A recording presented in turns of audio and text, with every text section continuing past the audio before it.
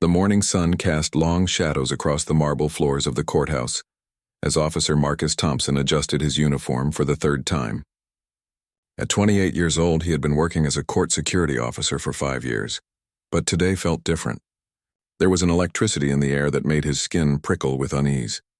The case scheduled for today had drawn media attention from across the state. A wealthy businessman named Richard Blackwood was being sued by the family of a young girl who had been severely injured in a car accident. The girl, Emma Carter, was only 12 years old when the accident happened 2 years ago. The crash had left her partially paralyzed and confined to a wheelchair, changing her life forever. Marcus had read about the case in the local newspapers. The Blackwood family owned a chain of luxury hotels and had significant influence in the community. Richard Blackwood's son James had been driving under the influence when he crashed into the Carter family's car during their weekend trip to visit Emma's grandmother. The impact had been devastating, and while Emma's parents suffered minor injuries, Emma bore the worst of it. As people began filing into the courtroom, Marcus noticed the stark contrast between the two families. The Blackwoods arrived in expensive suits, surrounded by a team of high-profile lawyers who moved with the confidence of people who rarely lost. Richard Blackwood himself was a tall, imposing man with silver hair and cold blue eyes. He carried himself like someone who was used to getting his way, someone who believed money could solve any problem. On the other side of the courtroom, the Carter family sat quietly in the front row. Emma's father, David, worked as a mechanic at a local garage, and her mother, Sarah, was a part-time nurse at the community hospital. They wore their best clothes, but it was clear they were out of their element in this grand courthouse. Between them sat Emma, a small figure in her wheelchair, her dark hair pulled back in a simple ponytail. Marcus felt his heart tighten as he looked at Emma. Despite everything she had been through, there was something bright and determined in her eyes. She sat up straight in her wheelchair, her hands folded neatly in her lap, but Marcus could see the slight tremor in her fingers that betrayed her nervousness. The courtroom began to fill with journalists, curious onlookers and supporters from both sides. Marcus positioned himself near the witness stand as was protocol, but he found his attention repeatedly drawn to the young girl. There was something about her quiet dignity that reminded him of his own younger sister, who had passed away from cancer when she was just 14. Judge Patricia Hendricks entered the courtroom and everyone rose. She was known for her fairness and no-nonsense approach to justice. As she took her seat and called the court to order, Marcus could feel the tension in the room reach a fever pitch. The Blackwood family's lead attorney, a sharp-faced woman named Victoria Sterling, stood to deliver the opening statement. She painted a picture of a tragic accident, emphasizing that James Blackwood had already served his time and paid his debt to society. She argued that additional financial compensation would be excessive and that the family was seeking to profit from their daughter's misfortune. Marcus watched Emma's face during this speech and saw her jaw tighten slightly. Her parents looked stricken, but Emma herself seemed to grow more determined with each word the lawyer spoke. When it was time for the Carter family's attorney to speak, Marcus noticed immediately that they were at a disadvantage. Their lawyer, Robert Chen, was young and inexperienced compared to the Blackwood legal team. He was clearly passionate about the case, but he stumbled over some of his words and seemed intimidated by the grandeur of the courtroom and the reputation of his opponents. As the morning progressed, witness after witness took the stand. Medical experts testified about Emma's injuries and the long-term care she would need. The doctors explained how the accident had damaged her spinal cord, leaving her with limited mobility in her legs and chronic pain that would likely last for the rest of her life. They talked about the surgeries she had already endured and the ones she would need in the future. Marcus found himself hanging on every word, his heart breaking a little more with each detail. He had seen many cases during his time as a court officer, but something about this one felt personal. Maybe it was Emma's age, or maybe it was the way she listened to every word with such maturity and composure. The Blackwood attorneys worked methodically to discredit each piece of evidence and every witness. They brought in their own medical experts who suggested that Emma's injuries weren't as severe as claimed. They questioned the costs of her future care and argued that the family was exaggerating their financial needs. Throughout it all, Richard Blackwood sat with an expression of barely concealed impatience, occasionally whispering to his lawyers or checking his expensive watch. His son James, the one who had actually caused the accident, wasn't even present in the courtroom. Marcus had heard that he was currently studying abroad at an elite university, apparently unchanged by the consequences of his actions. As the day wore on, Marcus noticed that Emma never once looked directly at the Blackwood family. She kept her eyes focused either on her own lawyer or straight ahead at the judge. There was a strength in her posture that seemed almost protective of her parents, who were clearly struggling with the emotional weight of reliving their daughter's trauma in such a public setting. During the lunch break, Marcus watched as the Carter family gathered in a small huddle in the hallway. Emma's mother was crying quietly, and her father's hands were clenched into fists at his sides. Emma reached up to take her mother's hand, speaking to her in a voice too quiet for Marcus to hear. But her words seemed to calm her mother somewhat. The Blackwood family, meanwhile, spent their break in a private conference room with their legal team, emerging looking confident and refreshed.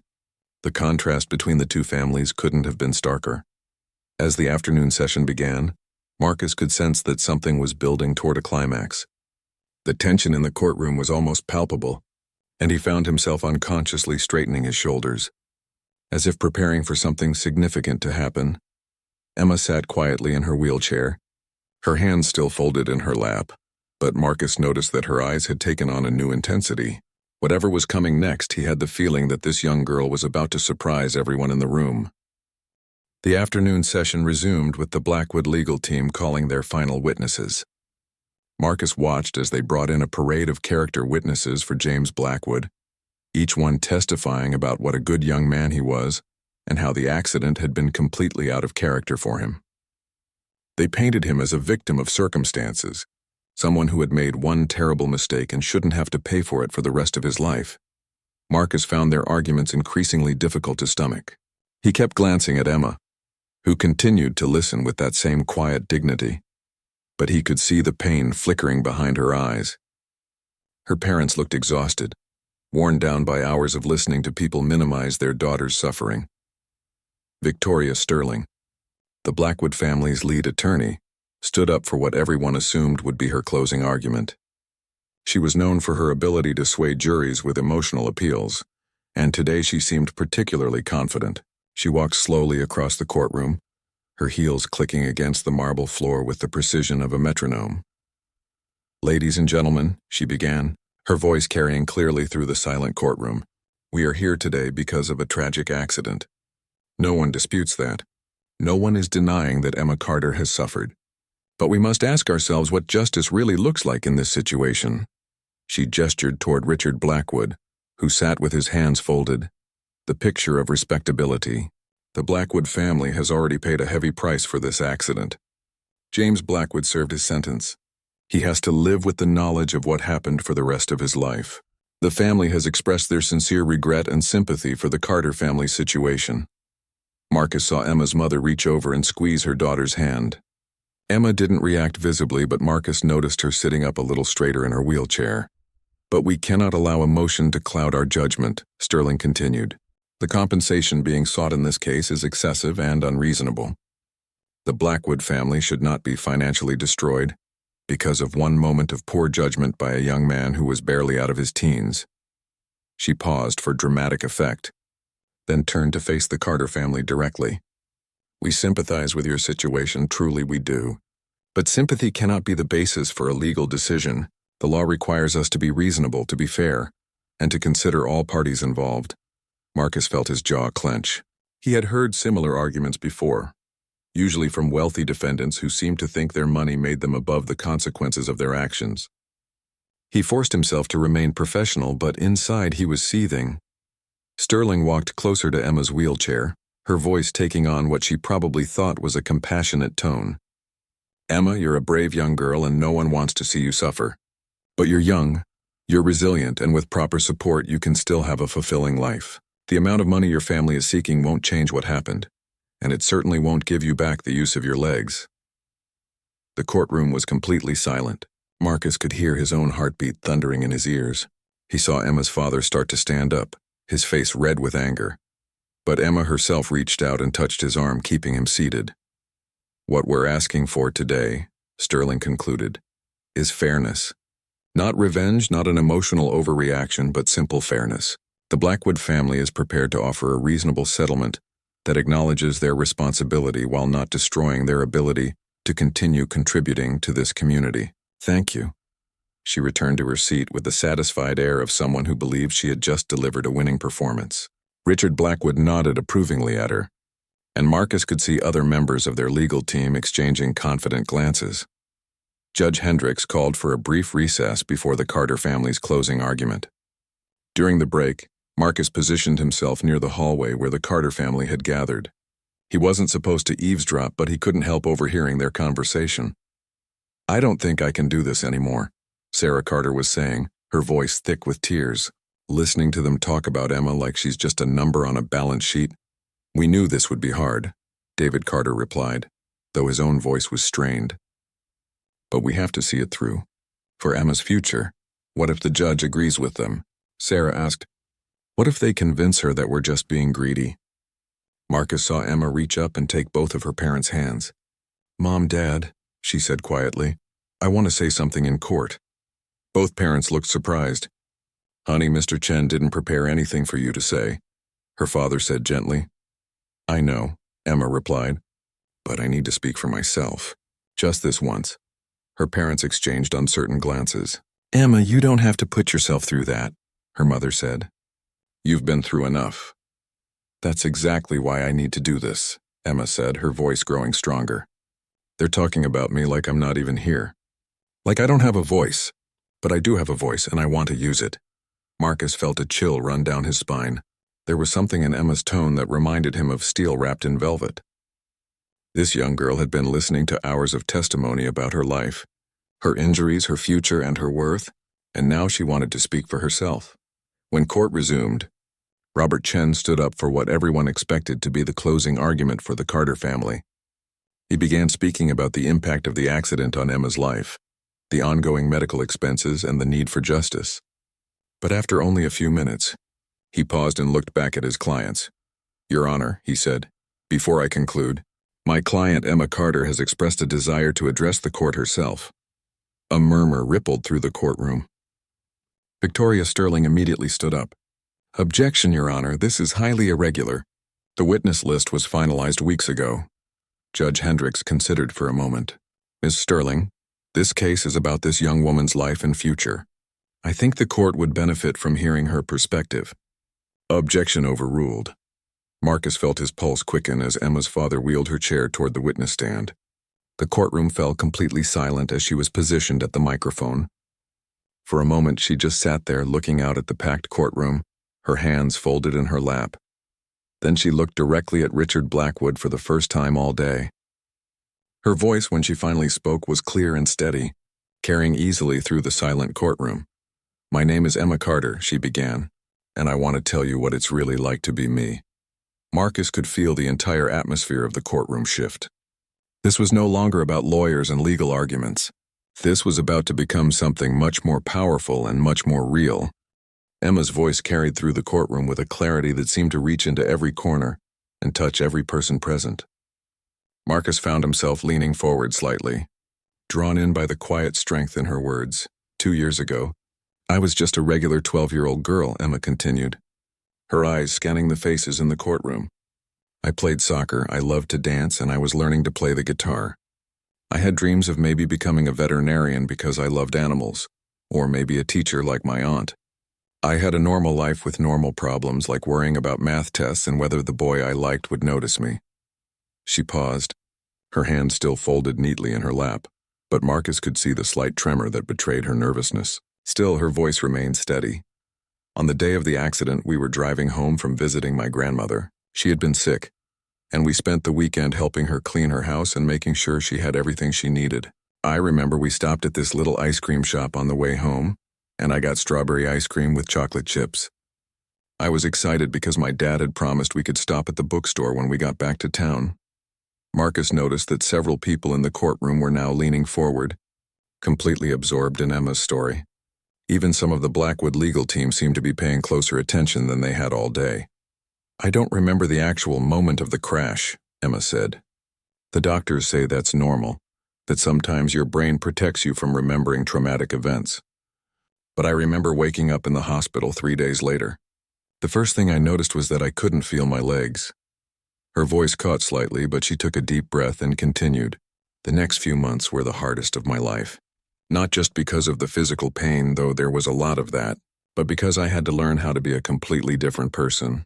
I had to learn how to get dressed differently, how to get around differently, how to do basically everything differently. Marcus glanced over at Richard Blackwood and saw that the man's confident expression had faded somewhat. He was actually listening now, not just waiting for this to be over. But you know what the hardest part was? Emma asked, her voice growing stronger. It wasn't learning to use a wheelchair or dealing with the stares from strangers. It was watching what it did to my parents. My mom cried every night for months, thinking I couldn't hear her. My dad started working extra hours to pay for medical bills, and I could see how tired he was all the time. She turned to look directly at her parents, and Marcus saw the love and pain in her eyes. They never complained, not once. They never made me feel like I was a burden, even though I know how much our life changed. They sold our house and moved to a smaller apartment so they could afford my medical expenses. Mom gave up her part-time job to take care of me full-time for the first year. Emma turned back to face the courtroom, and her voice took on a different quality. There was steel in it now, determination that seemed to come from somewhere deep inside her. I've listened to the lawyers today talk about whether I deserve compensation for what happened to me. They've talked about me like I'm a math problem to be solved, like my life can be reduced to numbers on a spreadsheet. But I want you to understand that this isn't just about money. She looked directly at Victoria Sterling. The lawyer for the Blackwood family said that money won't give me back the use of my legs, and she's right. Nothing will do that. But what she doesn't understand is that this isn't about getting my old life back. It's about having the resources to build a new one. Marcus felt a chill run down his spine. This young girl was speaking with a wisdom and clarity that many adults never achieved. Every week I go to physical therapy to maintain what mobility I have and to prevent my muscles from deteriorating further. Every month I see doctors who monitor my condition and adjust my medications. Every few years I'll need new equipment as my body changes and grows. These aren't luxuries or unnecessary expenses. They're the basic requirements for me to have any kind of normal life. She paused again, and Marcus could see her gathering her thoughts. When she continued, her voice was filled with a quiet passion that made everyone in the courtroom lean in closer. But it's not just about medical care. It's about opportunity. Right now, my parents spend so much time and money on my basic needs that there's nothing left for the extras that could make my life fuller. I can't take music lessons anymore because we can't afford them. We had to sell my guitar to help pay for one of my surgeries. I can't participate in adaptive sports programs because they cost money we don't have. Marcus saw tears in the eyes of several people in the courtroom, including some of the journalists who had come expecting just another legal proceeding. I want to go to college someday, Emma continued, her voice growing stronger with each word. I want to study and learn and maybe still become a veterinarian, even if I have to do it differently than I originally planned. But right now, I don't know if that will be possible, not because I'm not smart enough or determined enough, but because the financial burden of my daily existence might make it impossible for my family to afford my education. She looked directly at Richard Blackwood again, and this time he didn't look away. Mr. Blackwood, I know your son didn't mean for this to happen. I know he probably feels terrible about it, but intention doesn't change the reality of what my life is now. Your family has continued living normally while mine has been completely turned upside down. Marcus watched as Richard Blackwood's face went through a series of emotions. The man seemed to be seeing Emma as a real person for the first time, not just an obstacle to his family's financial security. I'm not asking for revenge, Emma said, her voice now carrying throughout the silent courtroom like a bell. I'm not asking for your family to suffer the way mine has. I'm asking for the chance to build a life that has meaning and possibility, despite what happened to me. I'm asking for the resources to not just survive, but to thrive. She straightened up in her wheelchair, and Marcus could see the determination blazing in her eyes. I may not be able to walk, but I still have dreams. I still have goals. I still have so much I want to contribute to the world. All I'm asking for is the chance to do that. The courtroom was completely silent when Emma finished speaking. Marcus could hear the sound of his own breathing, could feel the weight of her words settling over everyone present like a blanket. This wasn't just a closing statement. This was a young woman claiming her voice and her future in the most powerful way possible.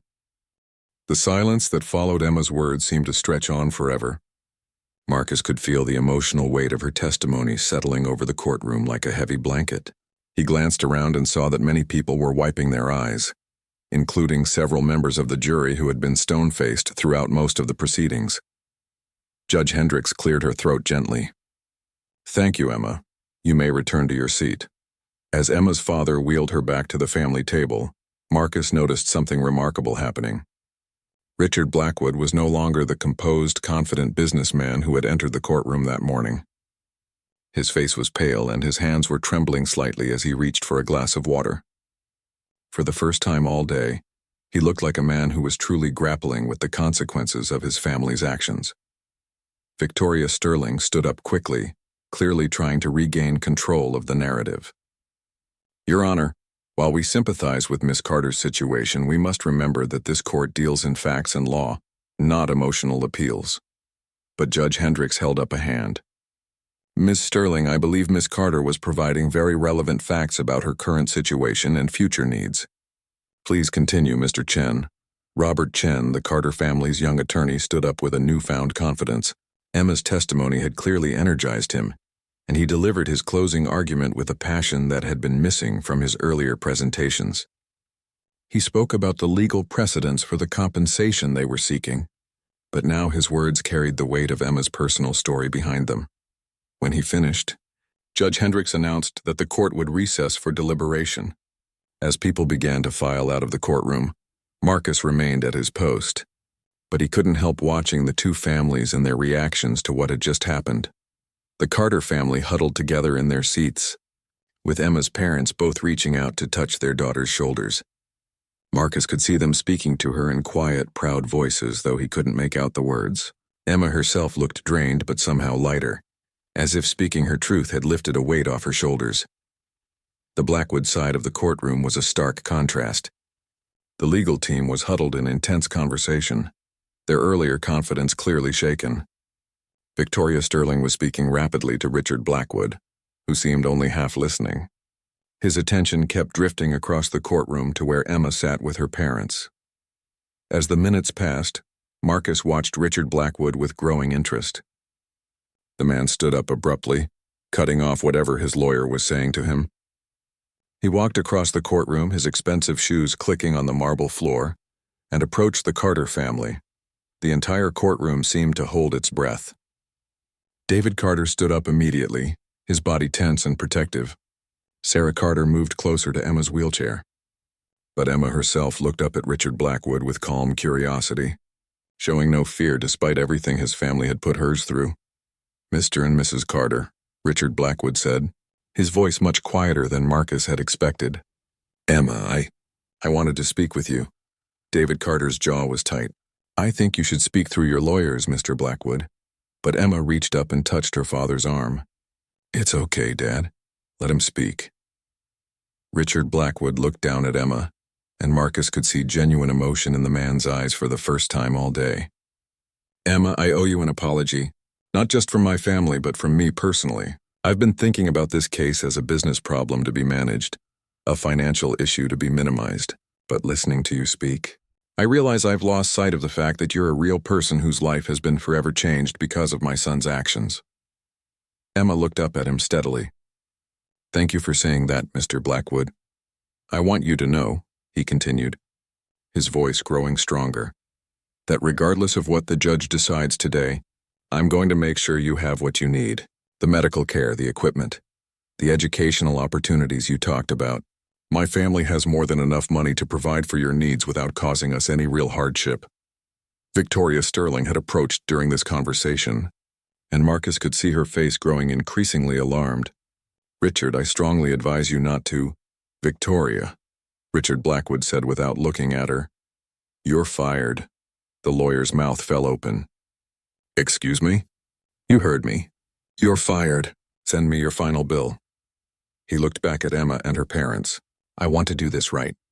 I want to make sure Emma has every opportunity to build the life she described." Emma's mother was crying now, but they were tears of relief rather than despair. David Carter extended his hand to Richard Blackwood, and after a moment's hesitation, the businessman shook it. "There's something else," Richard Blackwood said. "My son James needs to be here. He needs to meet Emma and her family and understand what his actions cost. He's been hiding behind lawyers and distance for too long. It's time for him to face the reality of what he did." Emma surprised everyone by speaking up. "Mr. Blackwood, I would like to meet your son. Not to make him feel bad, but because I think it might help both of us to move forward." Marcus felt a profound admiration for this young girl.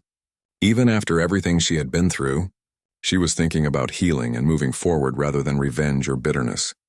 Judge Hendricks returned to announce her decision, but the outcome was no longer in doubt. The formal legal proceedings concluded with a settlement that would ensure Emma's medical needs were met for life and provide for her education and future opportunities. But Marcus knew that the real resolution had happened in those moments, when two families chose to see each other as human beings rather than adversaries. As the courtroom began to empty, Marcus found himself reflecting on what he had witnessed. In 5 years of working in the court system, he had seen many cases and many verdicts, but he had never seen anything quite like Emma Carter's courage in speaking her truth or Richard Blackwood's willingness to listen and change. The young girl who had entered the courtroom that morning as a victim had left as something else entirely. A voice for justice, a beacon of strength, and a reminder that sometimes the most powerful force in any courtroom isn't legal precedent or clever arguments, but simple human truth spoken with courage and dignity. Marcus knew he would remember this day for the rest of his career, and probably for the rest of his life. He had witnessed something rare and precious, the moment when justice becomes more than just a legal concept and transforms into something deeply human and healing. 3 months after the trial, Marcus was working his usual shift when he noticed a familiar figure entering the courthouse. Emma Carter was wheeling herself through the main entrance, but this time, she wasn't accompanied by lawyers or surrounded by the tension of legal proceedings. She was with a young man Marcus didn't recognize, and they were both smiling. Curious, Marcus approached them. "Emma, what brings you back here?" Emma's face lit up when she saw him. "Officer Thompson?" "I was hoping I might see you. I wanted to thank you." Marcus looked puzzled. "Thank me? For what?" "For standing there that day," Emma said simply. "I know it sounds strange, but having you there, seeing you listen to what I was saying, it gave me strength. You were like a guardian angel in uniform." The young man with her stepped forward. Marcus could see the family resemblance immediately. The same blonde hair, the same blue eyes as Richard Blackwood. This had to be James Blackwood, the son who had caused the accident. "Officer Thompson," James said, extending his hand. "I'm James Blackwood. I wanted to meet you because Emma told me how much your presence meant to her that day." Marcus shook the young man's hand, studying his face. James looked older than his 21 years, and there was a weight in his eyes that spoke of someone who had done some serious soul-searching. "We're here because James is starting his community service," Emma explained. "The judge ordered him to complete 500 hours of community service, and he asked if he could do it here at the courthouse, helping with accessibility improvements." Marcus raised an eyebrow. "That's not typical. Most people try to do their community service somewhere less visible." James nodded. "That was kind of the point. I spent 2 years hiding from what I did, pretending it wasn't real. My father made me come back from Europe and face what I had done. Meeting Emma and her family was the hardest and most important thing I've ever had to do." "It wasn't easy," Emma added. "That first meeting was really difficult for both of us. But we decided that if we were going to move forward, we needed to do it honestly." Marcus was impressed. The young man standing before him was clearly very different from the irresponsible person who had caused the accident. "What kind of accessibility improvements are you working on?" "We're installing ramps and better wheelchair access throughout the building," James explained. "We're also working on making the courtrooms more accessible for people with disabilities." "Emma has been consulting on the project to make sure we're doing it right." Emma smiled. "It turns out James has an engineering background. He's actually really good at this kind of problem solving. We've been working together to design improvements that will help people like me navigate the courthouse more easily." Marcus was amazed by what he was hearing. The young woman who had shown such courage in the courtroom was now channeling that same strength into helping others, and the young man who had caused her injuries was dedicating himself to making amends in a meaningful way. "How are things going for you, Emma?" Marcus asked. Are you getting the medical care you need? Oh yes, Emma said, her eyes brightening. Mr. Blackwood, James's father, he's kept every promise he made. I have a new wheelchair that's amazing. I'm getting the best physical therapy available. And I'm actually taking music lessons again. I got a new guitar that's adapted for someone in my situation. James added, my father also set up an education fund for Emma.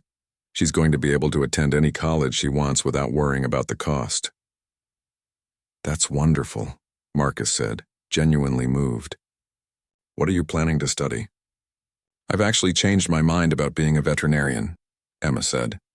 I want to study law now. I want to become a disability rights advocate. There are so many people who don't have the resources or the voice to fight for themselves the way I was able to do. Marcus felt a surge of pride, as if Emma were his own daughter. That's incredible, Emma. You're going to be an amazing lawyer. I hope so, Emma said. And James is going to help. He's changing his major to biomedical engineering. He wants to design better assistive technology for people with disabilities.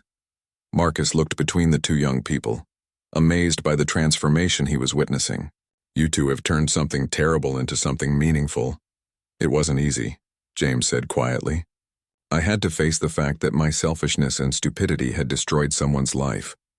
For a long time, I wanted to just disappear and pretend it hadn't happened.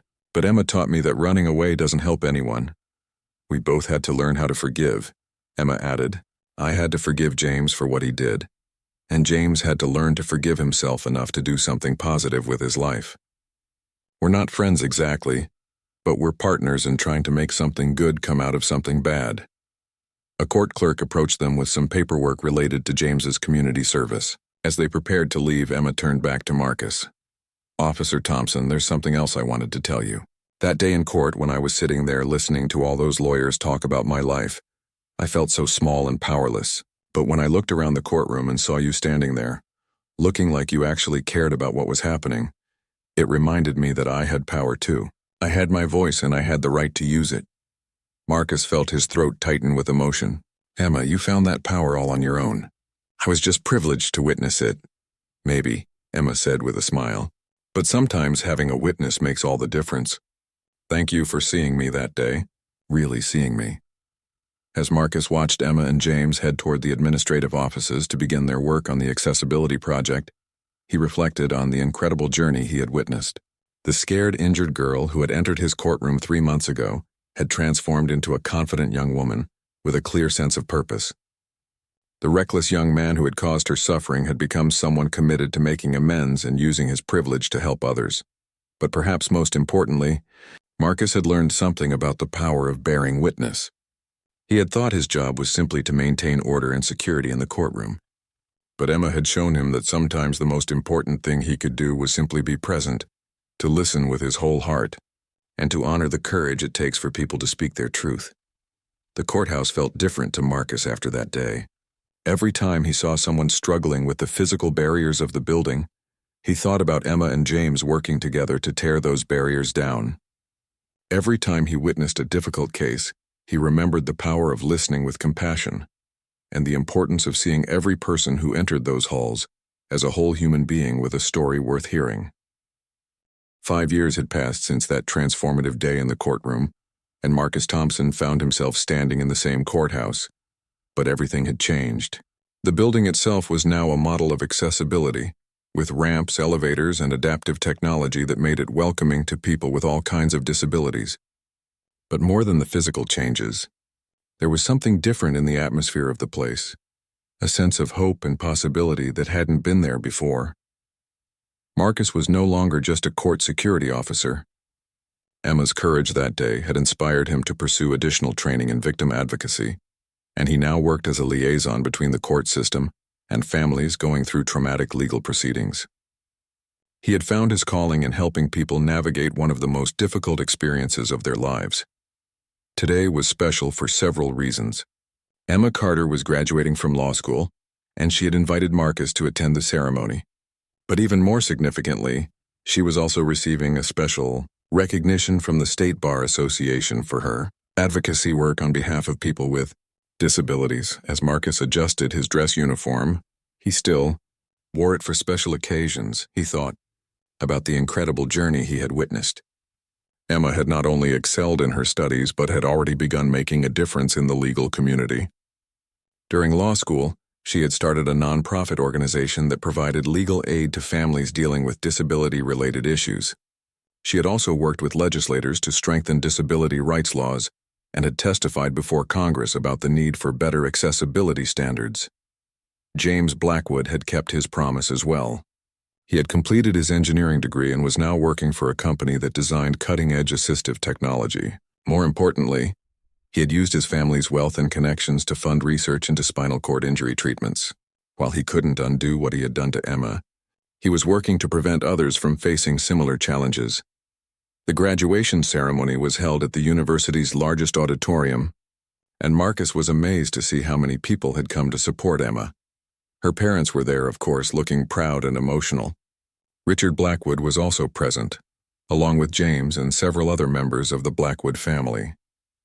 But there were also dozens of other people, clients Emma had helped, fellow law students, professors, and disability rights advocates from across the state. When Emma's name was called, the entire auditorium erupted in applause. Marcus watched as she wheeled herself across the stage to receive her diploma, and he felt the same surge of pride he had experienced in the courtroom 5 years earlier. This young woman had taken the worst moment of her life and transformed it into a force for positive change in the world. After the ceremony, there was a reception in the university's garden. Marcus made his way through the crowd to congratulate Emma, but he found her surrounded by so many well-wishers that he decided to wait. Instead, he found himself in conversation with James Blackwood. "Officer Thompson," James said, approaching with a warm smile. "I'm so glad you could be here today. Emma was really hoping you'd make it." "I wouldn't have missed it for the world," Marcus replied. "How are things going with your work?" James's face lit up with enthusiasm. "Really well, actually. We just got approval from the FDA for a new kind of spinal cord stimulator that could help people with injuries similar to Emma's regain some sensation and mobility. It's still experimental, but the early results are promising." "That's incredible," Marcus said. "Are you and Emma still working together on accessibility projects?" "All the time," James said. "In fact, we're planning to expand the courthouse accessibility program to other buildings throughout the state." Emma's legal expertise combined with my engineering background has turned out to be a pretty powerful combination. Marcus was struck by the easy friendship that had developed between Emma and James.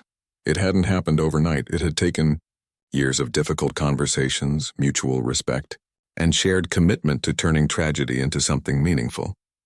But the result was a partnership that was changing lives throughout their community. As the afternoon wore on, Marcus finally had a chance to speak with Emma privately. She wheeled over to where he was standing near a fountain away from the main crowd. "Officer Thompson," she said, her face glowing with happiness. "Thank you so much for coming. It means the world to me that you're here." "Emma," Marcus said, "I'm so proud of you I can barely find the words. Look at everything you've accomplished." Emma smiled, but then her expression grew more serious.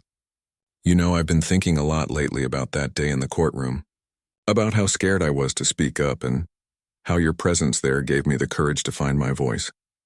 "Emma, that courage was always inside you," Marcus said. "I was just lucky enough to witness it." "Maybe," Emma said, "but I've learned something important in these past 5 years. Sometimes the most important thing we can do is show up for each other. Be present. Bear witness. You did that for me when I needed it most." She paused, looking out at the garden where her family and friends were celebrating. "I wanted to tell you that I'm starting a new project. I'm going to be working with the court system to train officers and staff on how to better support families going through traumatic legal proceedings. I want to make sure that everyone who enters a courtroom feels seen and heard the way you made me feel that day." Marcus felt his eyes misting over. "That's a beautiful way to honor what you experienced." "I also wanted to give you this," Emma said, reaching into a bag attached to her wheelchair. She pulled out a framed photograph. It was a picture of her in her cap and gown from the graduation ceremony, but she had written something on the back. Marcus turned the frame over and read, "To Officer Marcus Thompson, who taught me that sometimes a guardian angel wears a uniform. Thank you for standing witness to my truth and giving me the courage to speak it. With love and gratitude, Emma Carter, Esquire." Marcus felt his throat tighten with emotion. "Emma, this is—" "Thank you. I'll treasure this always." There's one more thing, Emma said, her eyes sparkling with excitement. I'm getting married next month. To David Chen. He's Robert Chen's younger brother, if you remember our lawyer from the trial. David is a physical therapist who works with spinal cord injury patients. We met at a rehabilitation conference 2 years ago. Emma, that's wonderful news, Marcus exclaimed. I'm so happy for you. I was wondering, Emma said, suddenly looking a bit shy, if you would consider walking me down the aisle. I know it's unconventional, but my father is going to wheel me down the aisle, and I thought it would be meaningful to have you there beside me. You were there at one of the most important moments of my life, and I'd love for you to be there for this one too. Marcus was completely overcome. Emma, I would be honored. Absolutely honored. As the sun began to set over the university campus, Marcus looked around at the celebration happening in the garden. Emma was surrounded by people whose lives she had touched, people who had been inspired by her courage and determination. James Blackwood was deep in conversation with several disability rights advocates, clearly passionate about the work he was doing. Emma's parents were glowing with pride, finally able to see their daughter not as a victim of tragedy, but as a victor over it. Marcus realized that he had been privileged to witness something extraordinary, the transformation of pain into purpose, of suffering into service, of tragedy into triumph. Emma Carter had not just survived what happened to her. She had used it as a foundation to build a life of meaning and impact. The scared, injured girl who had spoken her truth in that courtroom 5 years ago had become a force for justice and change in the world. And Marcus knew that her story was far from over. In fact, in many ways, it was just beginning. As he watched Emma laugh with her friends and family, Marcus smiled to himself. Sometimes, he thought, the most powerful thing a person could do was simply show up, pay attention, and bear witness to the courage that exists in the human heart. Emma had taught him that, and it was a lesson he would carry with him for the rest of his life.